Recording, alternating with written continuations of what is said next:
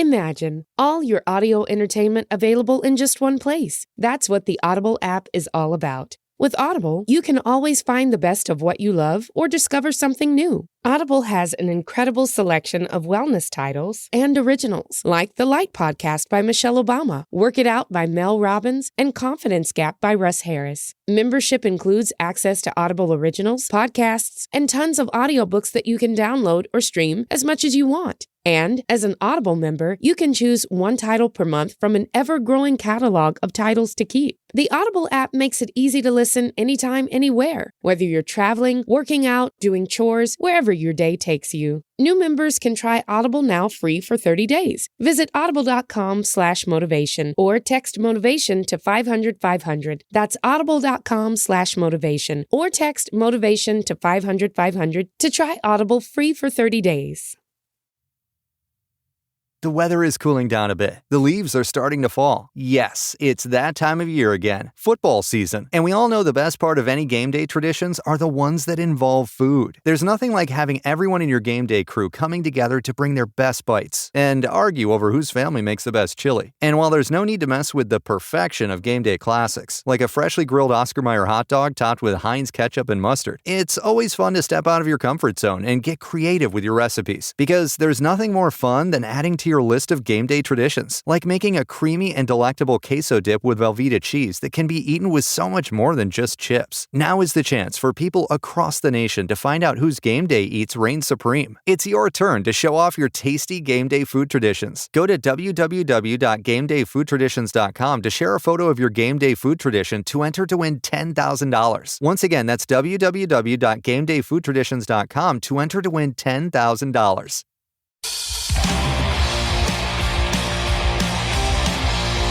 This is Full Change with Tom Laidlaw. All right, Tom, we have on a Ranger legend and the author of the biggest goal in New York Ranger history. We got Stéphane Matteau today. Oh, no, God, not him. We've become pretty good buddies now. We've done a lot of events together. It's like we're brothers. We got the big bald heads together and everything like that. We're going to talk about it, right? We're going to talk about my goal, right? No, we're not going to talk about that. That's just no, it's not important. How you doing, Steph? Good to see you again. Very good to see you. Thank you. Thanks for having me. So you're at the game there. You're a busy man. Got your entourage with you and everything? Not today. Very quiet today, but the entourage is. I'm surrounded myself by good people, including yourself. So I'm very blessed by that. Yeah, we do have a lot of fun. You and I hit it off pretty good there. We give each other a hard time, so I'm very happy about that. So, all right, well, again, glad you're on the show with us here. We really want to talk about your life before hockey and your life after hockey, too. You've done a lot of great things during the game, and you're doing a lot of great things now. So where'd you grow up? Where's home? Rouyn-Noranda, Quebec. Oh, I was there for the term. When I was in the agent business, I went there. That was cold. Ooh. That was cold, and it's minus like 45 right now, and but I grew up there, and I've grew up with Pierre Turgeon. That's right. Eric Desjardins is from my hometown. Sylvain Turgeon, you played against him when he was with the Hartford Whalers. Andre Racicot, the backup goalie for the Montreal Canadiens, he was from there. Wow. So we all grew up together. We all pushed each other. We went to school together. We dreamed together. That's good. And we played street hockey just like any other kids who dream about playing one day in the National Hockey League. But that's my cool. Youth growing up and playing, pretending, playing for the Stanley Cup. So nothing different than any other player. So no kid. I was surrounded by a lot of good players. Yeah. Did you guys sit and talk about it? Like those guys that all make it? Did you guys sit and talk and say, listen, we're going to play in the NHL someday? Well, before we dreamed about it, but after we started to play, our life went different on a different place, different path. I live in West Palm Beach now. The reason why I moved to Florida is Pierre Turgeon lives in Florida, and it's well known that we grew up together. We were best friends, and even I'm 53 years old now. We're still best friends, and I wanted to grow even older with him next to me, and we play golf together. We have coffee together, but that was my youth growing up, playing hockey, play baseball in the summer, and just enjoy life. About Steph is him and Turgeon were on the Little League. They made it to the Little League World Series representing Canada, which is pretty cool. I didn't know that. Wow. There's only one guy who won the Stanley Cup and won the Little League World Series. It's Chris Drury. That's right. I'm the only one who won the Stanley Cup and went to the Little League World Series. Pierre never made it to the finals in the NHL, but Pierre, I think, is the only one who made it to the Little League World Series Hall of Fame. So Wow. I think Pierre could have made it in the major league if we had access to baseball camp or facilities in my hometown. Well, he was a good athlete, wasn't he? He was a great athlete. He was my good friend, but also is the one who pushed me a lot throughout my career. Good. So when you started playing hockey, you're a good player right away? Not really. I was a defenseman. I was the shy, young defenseman, and I just pretty smart, but I was very young in my age group, born in September. So I was always the youngest guy on each team that I played for. And when I moved to Bantam, I was too small. Believe it or not, I'm 6'4", 255 pounds today. But back then I was too small, and they moved me as a forward because my coaches thought I was going to get killed moving to Bantam. And when we were allowed to start hitting out there, so no, I started as a defenseman. I was a smart defenseman. I have a few trophies as the best defenseman in tournaments. And then later on the following year, I end up moving forward, and I always stayed as a left winger. Good. My career. Where'd you play your junior hockey? I played in Hull for the Hull Olympics. Now it's called the Gatineau Olympics. Right. I was fortunate. I had Pat Byrne as my coach for 2 years. Oh. We had great teams. My first year in juniors, I barely played. I was the underage. Luc Robitaille was on our team. Oh.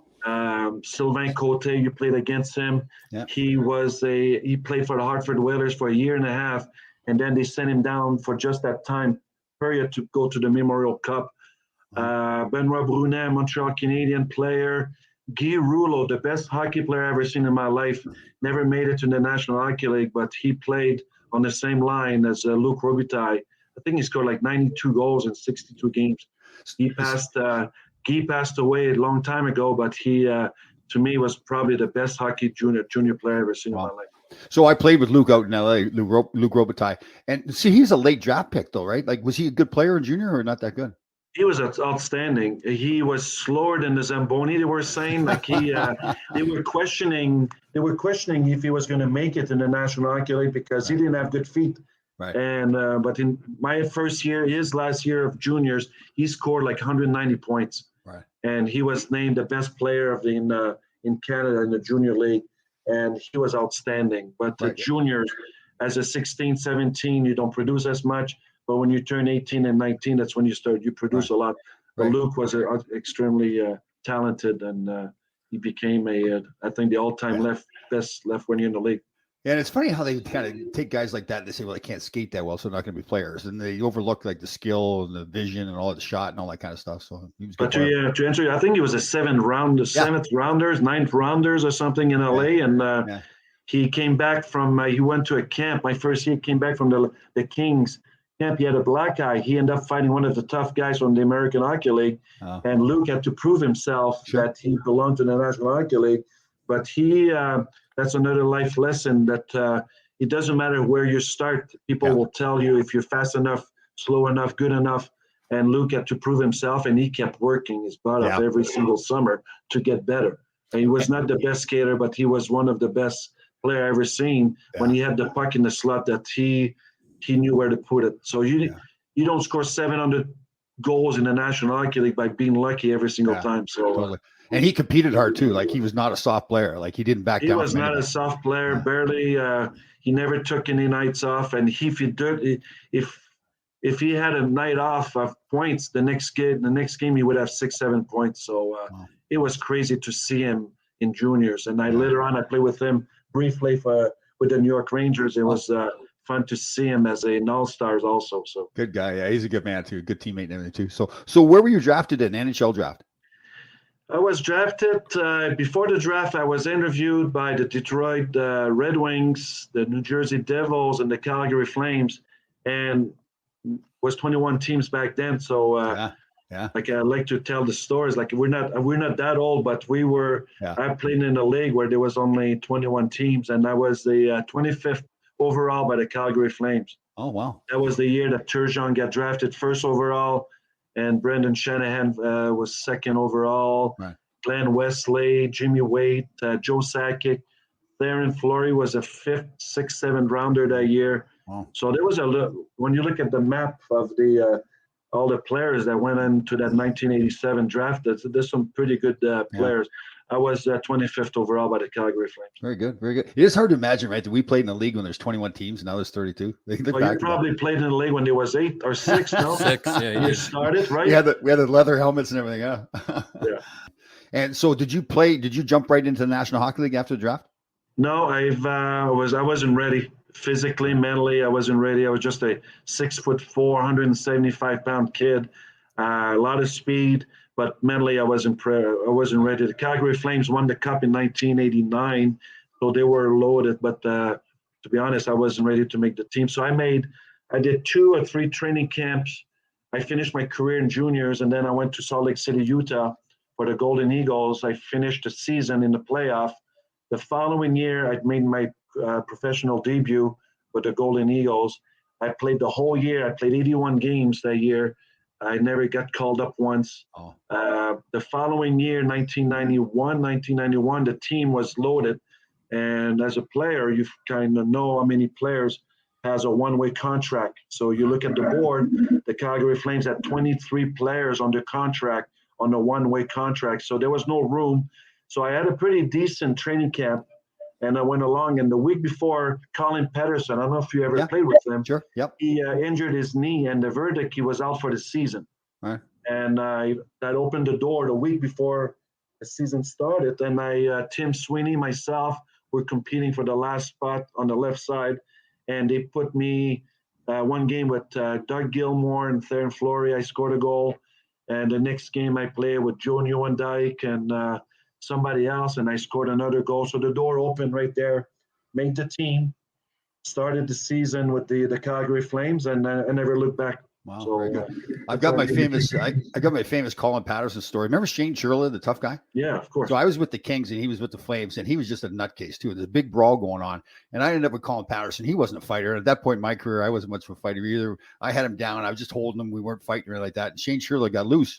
And he comes and grabs me from behind. He's yelling, "You're mine, you're mine!" And I'm yelling, I'm looking down at Colin Patterson. I'm going, "No, I've got my man. I've got my man. I'm not moving." Yeah. Patterson was dying laughing too because it's a pretty funny scene. But yeah, with Colin Patterson, to every 2 weeks, I would say, "Colin, can you stay in?"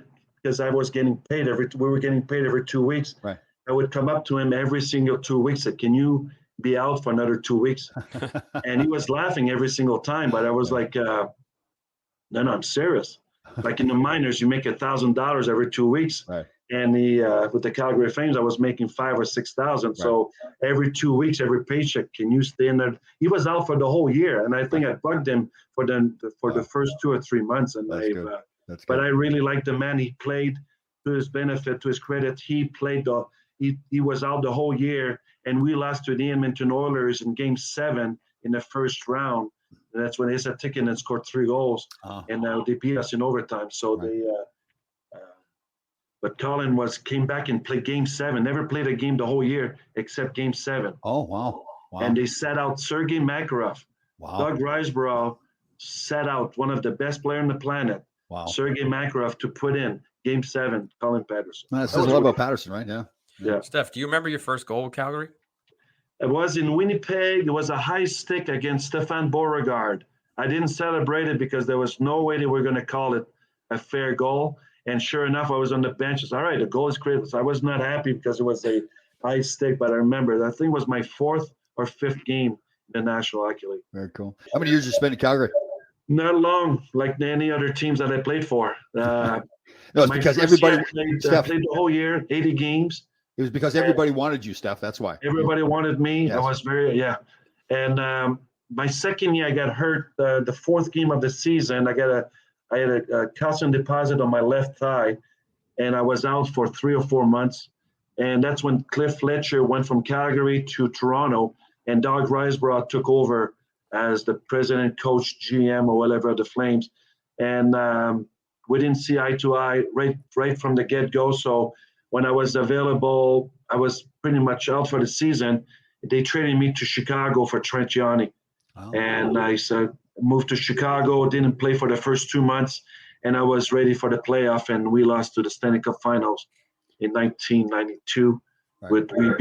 Pittsburgh beat us for their second straight cup in 1992. That's when I was introduced to Crazy Mike, and that was a crazy ride. Being a French Canadian, my English was not too good, but I was an easy target, and he pushed me to the limits, and that was a crazy ride. But we ended up going to the Stanley Cup Finals, and it was a good experience.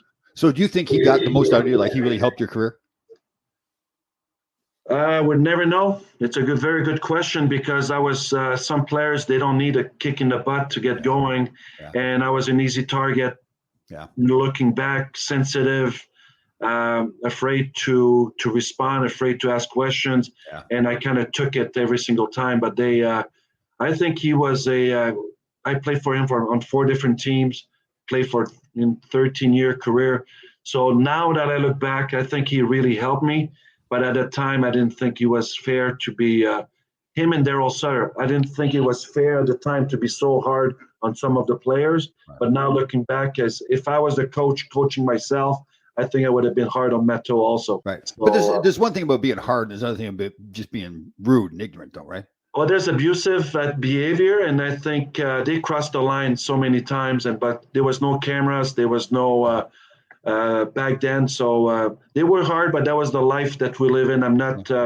Yep. I'm not criticizing them on the podcast today. They were really hard, but I've seen them when I played my best. I would play 25 minutes, 30 minutes, so I didn't complain at that time. But I could not take a shift off or a night off with them, and that's why I give them credit to stick with me all those years. And I can walk around with my Stanley Cup ring now. Okay, there you go. And be grateful because they could have kicked me out and I would have never played again. They stick with me, they work with me, but they were hard at times.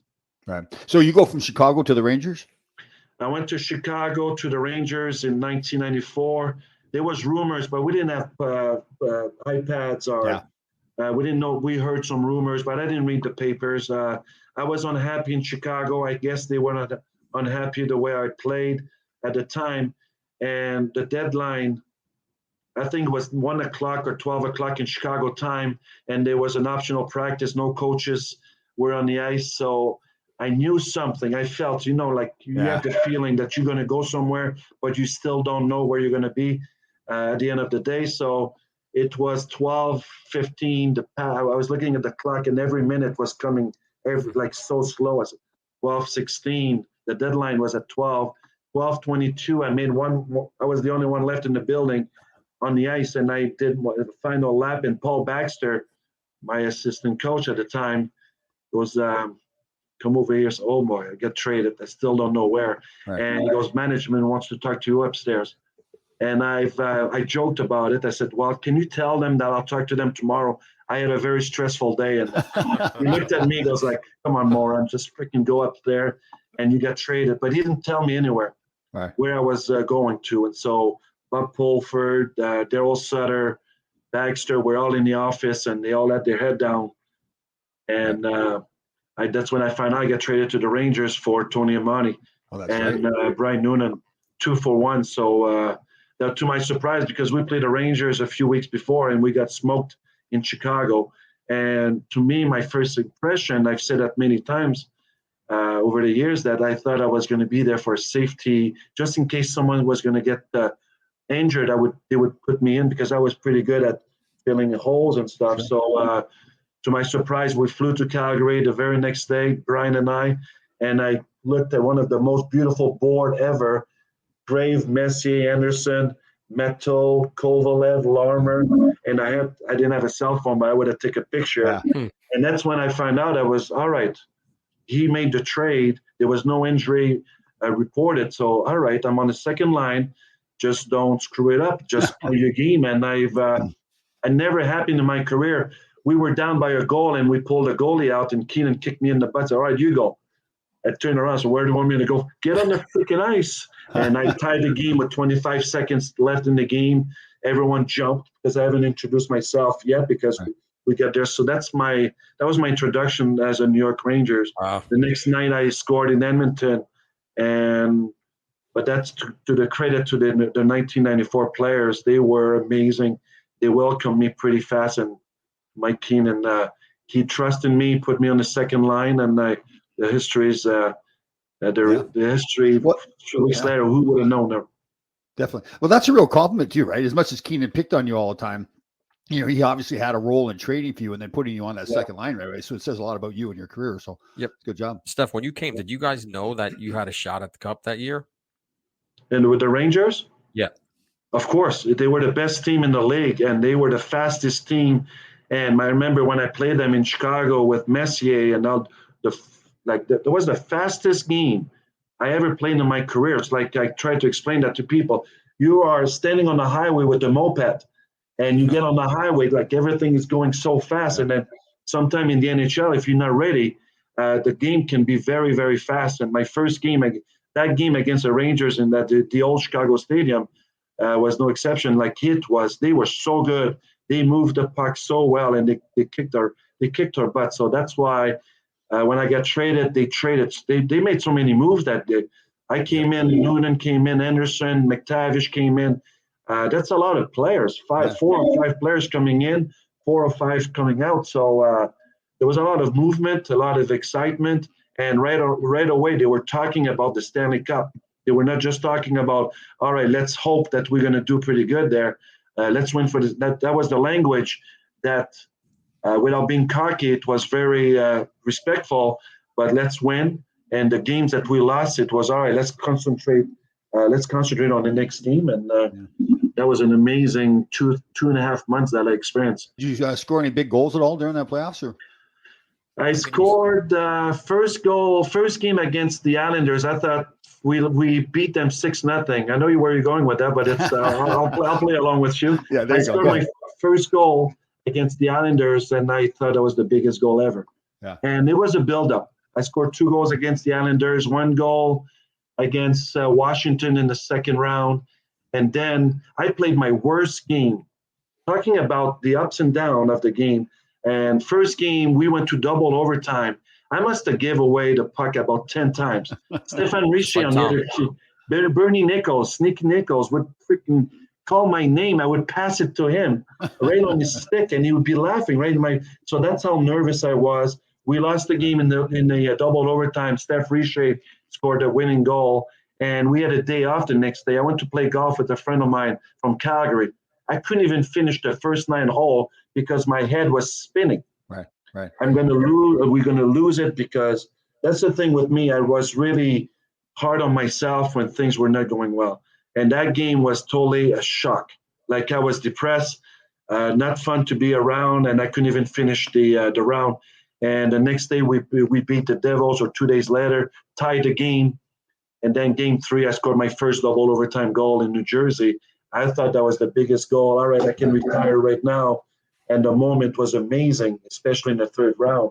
And see, I think a lot of people forget that you scored that goal, right? They think about the next. Forget it. Some people, it was one of the I think people forget it because Game 7 was such a dramatic, stressful, iconic goal moment at the Garden. So I didn't forget that one. But to me, I remember I was on the ice with Kovalev and Glenn Anderson. And I like to watch that replay. That thing was just crazy. Players were falling all over the place. There was a lot of hooking, diving, slashing. The referee was just like, I'm not calling anything. And sure enough, I was lucky enough to put that puck. Not a great goal, but that's where I made my living, in front of the net. And I had a weak backhand shot between brother's leg, and the puck went in. And the celebration, I wish I could change the celebration. Didn't know what to do with it, but the moment was very special, especially my first double overtime goal. Right. So now we go to Game 7. Well, go to Game 6 first. Okay. That's a good point. Game 6 was the game of the game in my close to 1,000 games in my career. That was the game as a spectator, because I sat on the bench. I didn't have a role whatsoever in that game. They scored 2 goals, 2 quick goals in the first 10 minutes, if I recall. And Keenan called a timeout, and everything was silent. We are going home. If we don't do anything about it, we are going home. And all the hopes and the dreams, and we were going to be known one of the one of the biggest choking team, even though we're playing against a very good team in the Devils. And then Keenan didn't change lines often, but that moment he put Kovalev, Adam Graves, and Mark Messier and Leachy. They scored, I think they had like 3 points each, 4 points each. And that was one of the most iconic games I've ever seen in my life. Yeah, and awesome. Sure enough, Messi scored a hat trick in the third. The place went crazy. That set up for Game 7. Richter was amazing. He was. If he was in there, we would have been easily down 5-6-0, and that we would not be talking right now. So there was a lot of things had to come in place, but the leadership of our team, players we never talk about, Kevin Lowe's, McTavish, Esa Tikin, and Adam Graves, players except Adam Graves, but some of the most iconic, best leaders of all time, they were there, and they were pushing us young players and to be positive. And sure enough, winning that game lift a lot of weight. Now, instead of being scared, we're going to Game 7 at Madison Square Garden, all excited. We could fly. The injuries, you don't feel anything. I could have played with two broken feet, foot, and 2 separate shoulders. That game was just like, the hype was just amazing. And Leachy scored a big, beautiful wraparound behind the net goal to start the game, and the game was just amazing game. And then 1.7 left, right? We're on the bench counting the seconds, and sure enough, Zelepukin scored, and they tied the game. And we sat down, except the Devils fans screaming in the stands. That was a pretty intense moment. What's it like in the locker room then when you come back in after that? It was a shock, but the data that we accumulate the last 2 or 3 months, all right, I was very quiet for the first 5-10 minutes, first 7 minutes, because everything, it's under the clock. We have 17 minutes before we go in between periods. The first 5 minutes, I don't think guys were breaking sticks and stuff. But it was very, very quiet. Right. And sure enough, Keenan came in and he had a very good speech to his credit. And Messier stood up. Leach stood up, and all the Edmonton Oilers who won Stanley Cup before, they all stood up, and me, Kovalev, Karpatsev, we're all the younger players on the team. We stood up, all right, we're going to follow them, and let's get going. So we went back on the ice. I don't think we were nervous, but Richter had to make some big saves in the first overtime for us to stay in the game. But then that second overtime started, was the magic moment that changed my life. It did. Like, I didn't know you at that time, right? All I saw was that video. You see it over and over and over. Yeah. So what's going through your head? Did you score the goal? What's going through your head? You know what? I can change my story, even though it's been 28 years, when I could say like I was fully confident. I was happy with my first overtime goal that I scored, but I felt, all right, I can do it. I've done it before. We all dream about it growing up. The dreams are there. Even though you're professional, you're still a kid going. You're still a game. And I remember tying my skates. There was 2 minutes left. Messi's line always started each period that we played on. We start the game period and everything. Messier, Graves, and Anderson started every line, every period. So I broke my lace, then panicked. I was very calm, but panicked occurred. I had to change my lace, and all the players were on the ice. And I heard the puck drop. I know my line was second or third. And Eddie Olczyk came in because the Black Aces, who were not playing that game, instead of being in the press box for overtime, they sneak in the changing room next door. So when he found out that all the players were on the ice, he came out. And I said, Eddie, please, give me some luck, right? So I gave him my stick while I'm fixing my skate. And he started dancing with my stick, and his kiss. Come on, Matty. Like, we were laughing. That's funny. I was laughing. I said, I'm not kidding when I told him. I said, I'll be back with the winning goal 5 or 6 minutes later. So I'll score the goal for us, and I'll make it happen. I lied to him. I think I scored 4 minutes into the period, but it was a magical. Everything was in slow motion. Yeah, everything was in slow motion. I saw the puck coming back in their zone in the corner. I had a very good step on Niedermeyer, and he started to hook me. So I did not have a plan whatsoever. I wanted to go short side, but not good enough to go on that side. So I went around the net, and Niedermeyer, if you look at the video, I've seen it about 100,000 times. And then I kind of turned towards the middle of the net, and I just put it somewhere. I didn't aim at anyone. I didn't see any sticks or skates. And sure enough, brothers, he went from right to left. I hit his blocker while he went down, and the puck went between his legs. Oh. And I'm looking at the puck going in.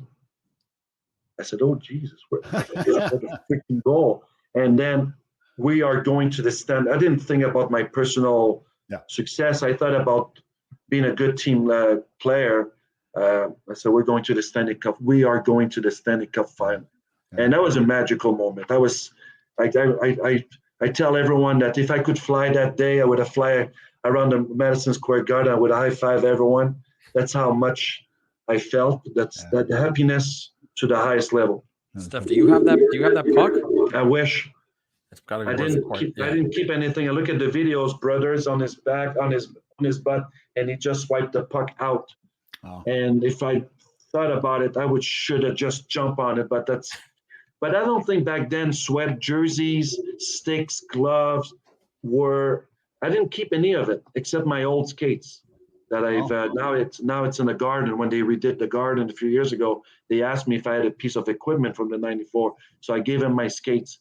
So they're in display in the concourse upstairs. So I have a nice little plaque there, the Matteau moment. So pretty special. But I wish I could have kept my sticks, everything. I would have changed everything. I play with a broken stick. When I look at the video, we used to put fiberglass on our wooden stick. Right. And I was a little freak back then. I only had one pair of skates. I didn't have a backup pair. The trainer, Steph, your skates are so beat. They were 3 years old. I practiced and gamed every single day with those skates.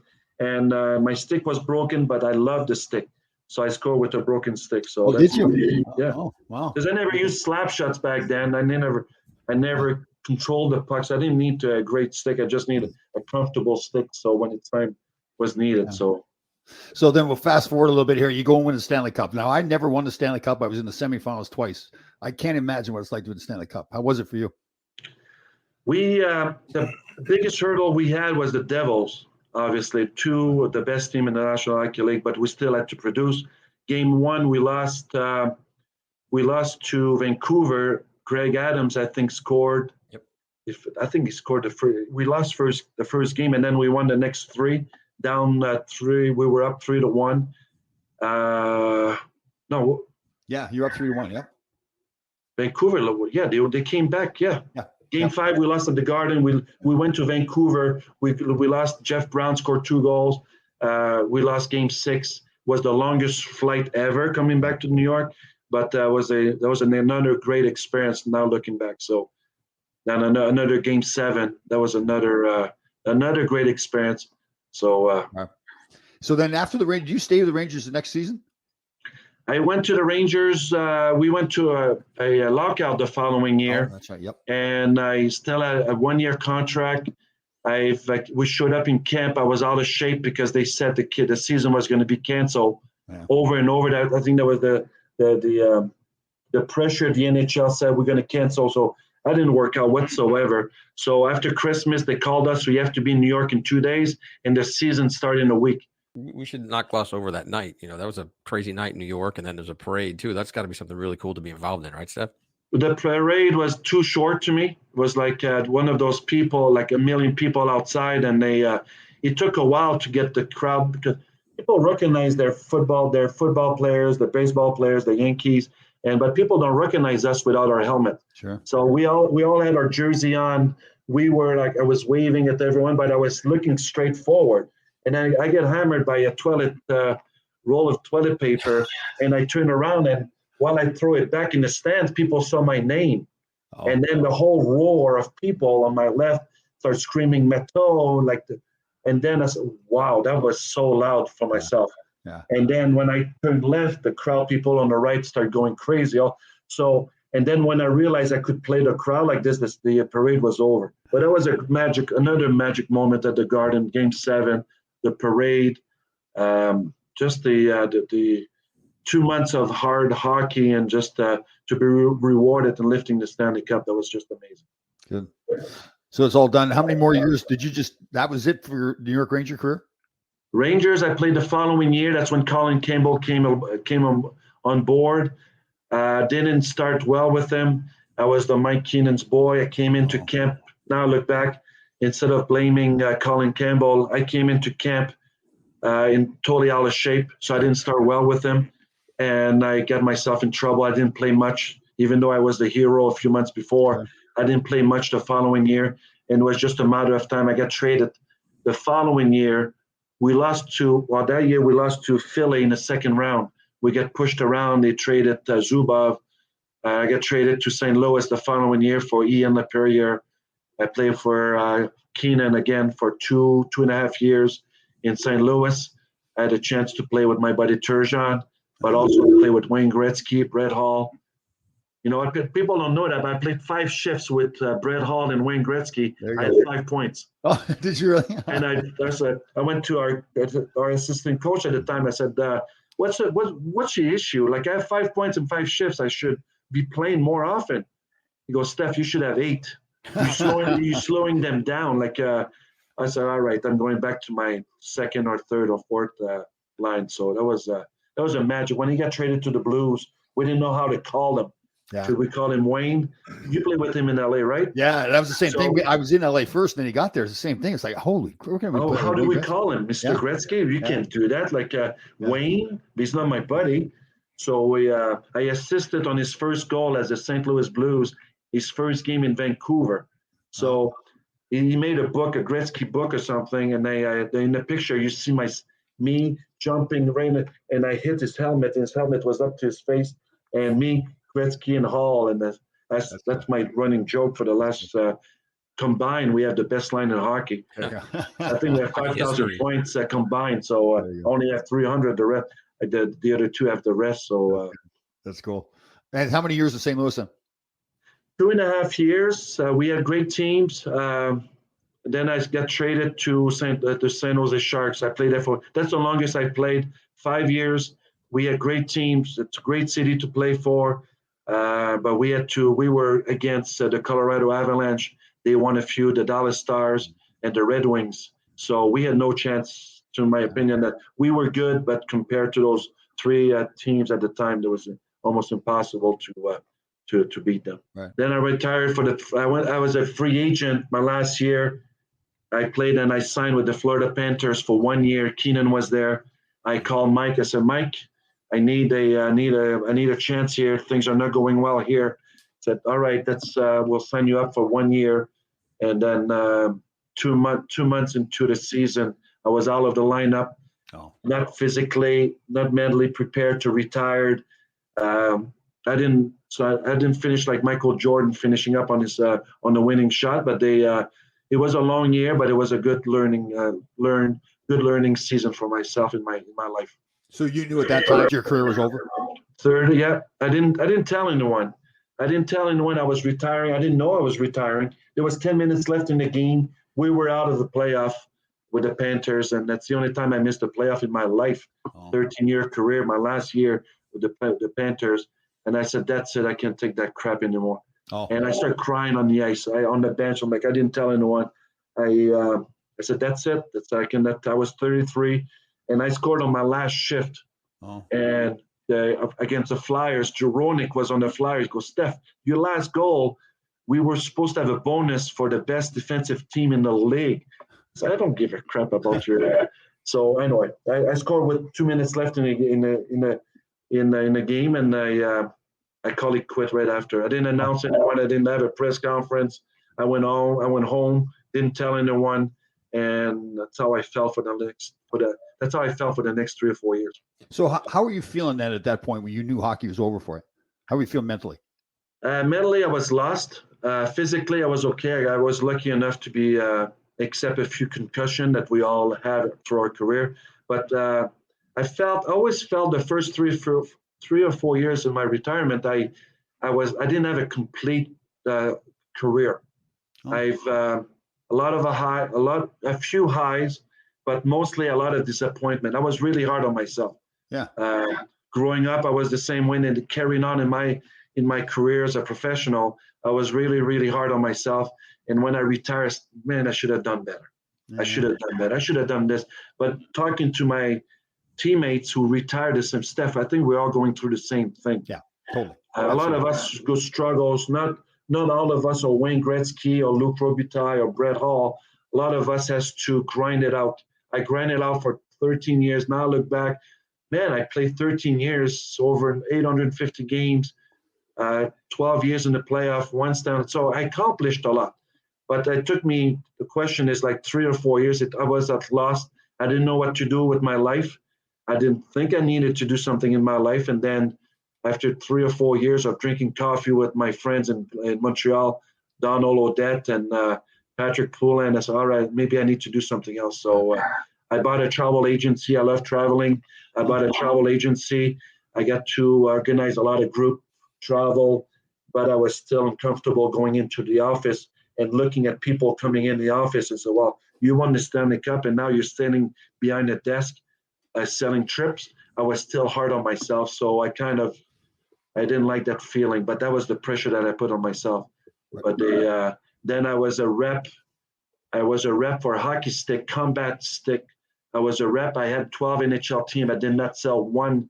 I didn't believe in the product. I didn't believe in sales, but I like to travel. So I went to I went to see some trainers and I didn't sell one stick. So they let me go after the next season. Not one stick. So do you still look at yourself that way, that you think you didn't get enough out of your career as you should have? No, I've worked on myself a lot. I had to seek for help. I need to convince myself I'm good enough, pretty enough. It's all those things that a lot of people, they go through and just like, all right, if I'm next to Wayne Gretzky or Mark Messier, I feel less of a person. But when I'm with someone who played 50 games, I would be like, it was like the ups and downs of my life. But now I'm level. I meet a lot of people in New York. I've been here for a few years now. I feel good about myself. I feel good what I'm doing with my school program. I feel good what I'm doing with the kids. And surely when I look at myself in the mirror, I feel good about myself. Yeah. I think a lot of us judge ourselves based on our careers. Yeah. Right. And it's such a small part of our life, right? I'm just a hockey player. Yeah. Like when people ask me, what do you do? Well, I was just a hockey player. Yeah. Just like I put myself down too many times over the years. And then I was a pretty good, we were some of the best hockey players in the world. Yeah. And of course, if you compare your career to other players, man, you can crush yourself over and over. But I'm satisfied today with the career that I had. Right. And again, the career is such a small part of your life. Like I'm sure the same way. I love playing in the National Hockey League. I was very proud of myself. I made it there, played for 11 years. That's all great. But I view myself, and I think you're starting to do this too. I feel better about myself now.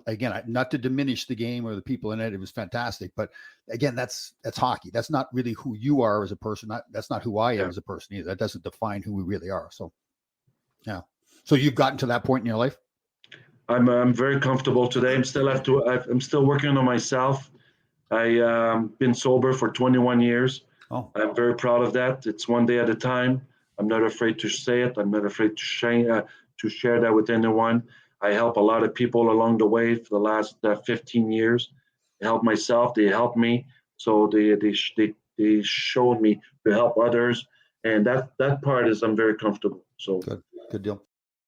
Have you ever dreamed of being a pro hockey player, skating on the same professional ice as your hockey heroes? Hockey XP gives you that chance.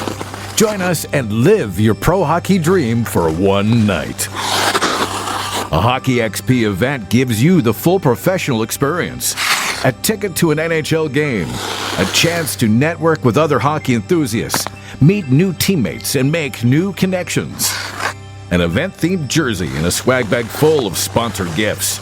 You'll dress in pro locker rooms and sit on pro benches. And you'll play a full game on professional ice with professional referees. Join us Tuesday, March 28th at the Wells Fargo Center in Philadelphia, or Thursday, April 6th at the UBS Arena on Long Island for a once-in-a-lifetime experience. Spots are selling out fast. Go to hockeyxp.com to register. So you've got your school now that you've talked about. What is that? I started to, one of the process after my career, what am I good at? I'm good with kids. I'm good with to very generous personality, generous person. So I met someone, his name is Steve Capoferri. I met him 13 years ago at Mark Messier Leadership Camp in New York. Steve paid $11,000 to be in Mark Messier Leadership Camp, but Steve is a Flyers fan from Philly, from Lancaster, Pennsylvania. He was by himself, but he was intrigued by Mark Messier. So first day I met him, I crossed paths with him. He's on his phone. I don't even know if his phone is on enough, but a lot of people, they cover themselves with their cell phone. So don't bother me. Like I've done it before. And I said, sir, are you on vacation? Are you working? He said, no. I said, well, if you're not working, park your freaking phone and enjoy the weekend. So I stayed with him for the next 3 days. Find out that he have a private schools and alternative school program in Pennsylvania. Trouble kids who get suspended from a program from schools. And Steve's program, it's like a sentence. They go there for a month, 2 months, 3 months, a year, 2 years, 3 years. But he brings athletes in, try to bring the good words. So I worked for him for 13 straight years. I would drive from Montreal once a month. I would go see the kids and try to make a difference in their lives. So I started to build a relationship with the program, and then I started my own program in the Bronx when I was approached to do my own program here. It's called Make Your Moment program. I have a book attached to it, and the kids, they all have a book. We go through it, and in my book, I talk about things that we talked about the last 40 minutes. About I had severe anxiety attack, very low self-esteem of myself, and in my book I read about. I don't read, the kids read it, and we pause. What is anxiety means to you? And the kids, well, when you're nervous, you're scared, and the kids they don't know that, but it's like a group therapy. So the kids, they talk to each other. So the session lasts about 2 hours, and we go through. I'm in about 15 about 15, 20 different schools in the Bronx, Brooklyn, North Rockland, Queens, Long Island. Now I want to expand in New Jersey, and there's some schools who approach me. So we do about 1,000 kids. I teach about 1,000 kids a year, and I have an after-school program, the Matteau Gold Club. Very cool. We set goals and we try to achieve them. The next month when I see them again, so let's talk about the goals that you set. And it's always, we try to be as positive as possible. Cool. A lot of those kids, they go through, not all of them, but a lot of them, they go through some, they have a broken home. They come to school to try to escape. And I try to make them, try to teach them to be happy when I'm there. Steph, where can we find information about that? It's a good question. It's the book, it's easy. It's the Make It Happen series. You can find it. But my program, it's called Make Your Moment program. It's on the internet, and I've, like I said, I keep receiving phone calls every single day. A lot of principals are big Ranger fans. That helps when I go in there. But my personality, that when they re-sign the contract with me, that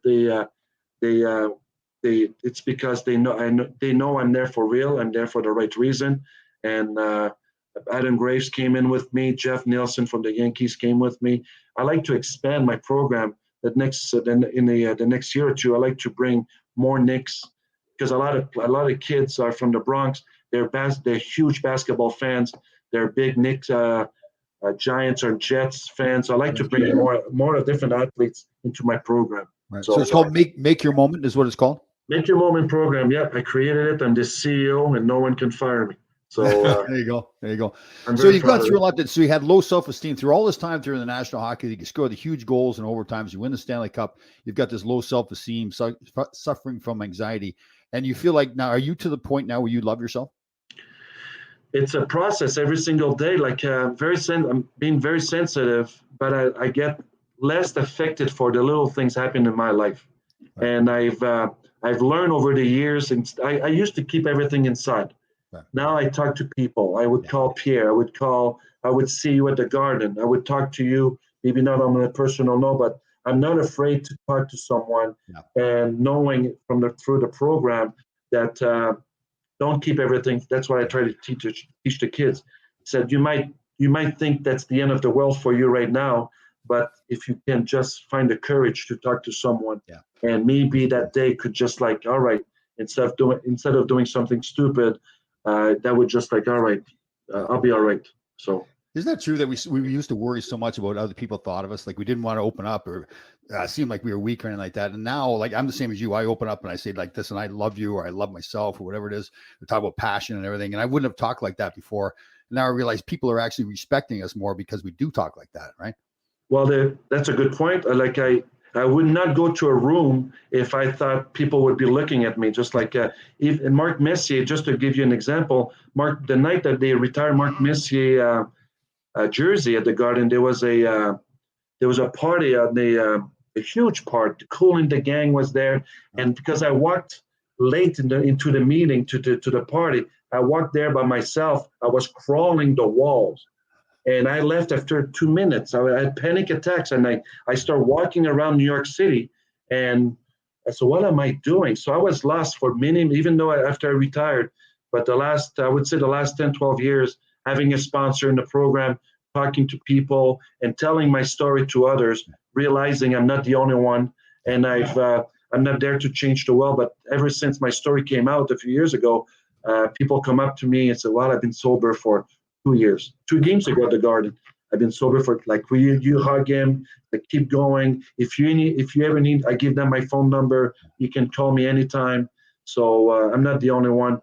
And I'm much stronger with some surrounded by good people than if I'm by myself inside a hotel room. Totally, yeah.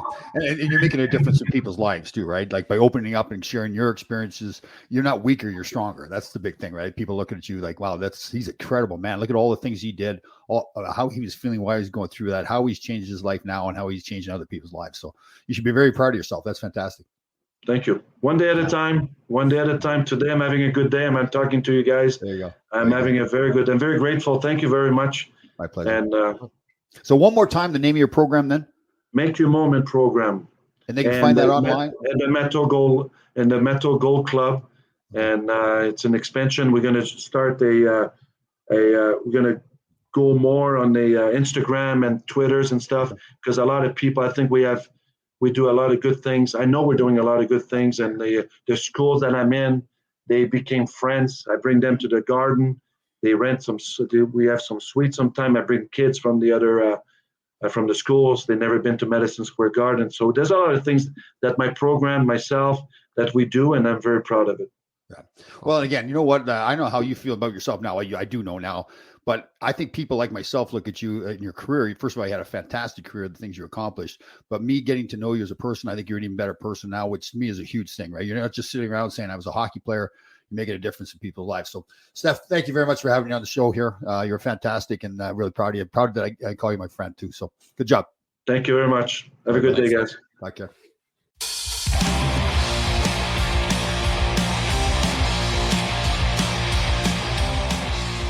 Matteau, the biggest goal in team history. And do you remember where you were when he scored?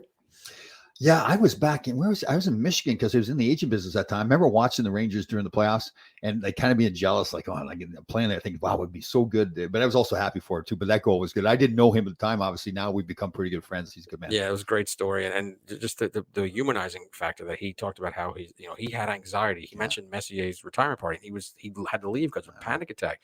That doesn't happen to professional athletes, right? Yeah. We don't think it does, but clearly he's a strong man. He helps a lot of people now. He got through the alcohol problems, and he's very open talking about it. And again, we talked about it on the show that I think people really admire him even more now. Yes, the big goal was fantastic, but his life after that's even better. Absolutely. Yeah, great story and great show. All right, Grasshoppers, thank you for listening. We had a fantastic show. We'll see you next time.